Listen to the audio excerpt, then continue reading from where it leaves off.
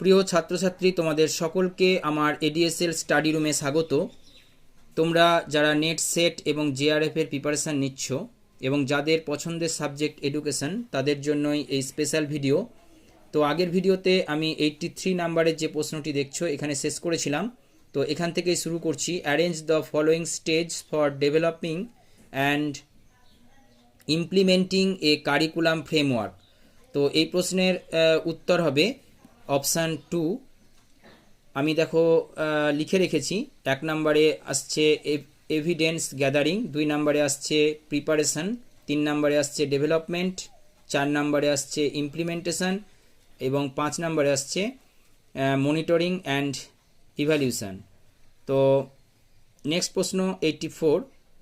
Portfolio development is basically a dynamic process, অর্থাৎ গতিশীল প্রক্রিয়া, অপশান 3।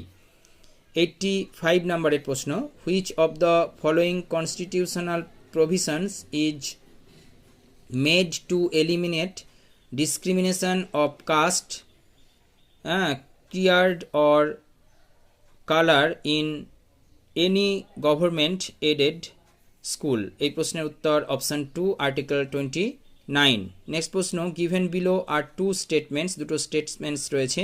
একটা হচ্ছে rubrics can be used for peer feedback, 2 নম্বর স্টেটমেন্ট হচ্ছে rubrics can be used only for peer feedback. এই 2 নম্বর অপশানটা কিন্তু কারেক্ট নয়, প্রথমটা কারেক্ট। অর্থাৎ এই প্রশ্নের উত্তর statement 1 is true but statement 2 is false. Next প্রশ্ন, ইকুয়াল এডুকেশনাল অপরচুনিটি মিনস, এই প্রশ্নের সরাসরি উত্তর অনলি এ, অর্থাৎ equal accessibility to have suitable education. Next প্রশ্ন তোমার 88 নাম্বার দাগের, in India the national curriculum framework for teacher education 2009 was prepared by national council for teacher education. Next প্রশ্ন 89, who rejected the ideas of mind and consciousness as subject matter of psychology? এই প্রশ্নের সরাসরি উত্তর হবে Watson.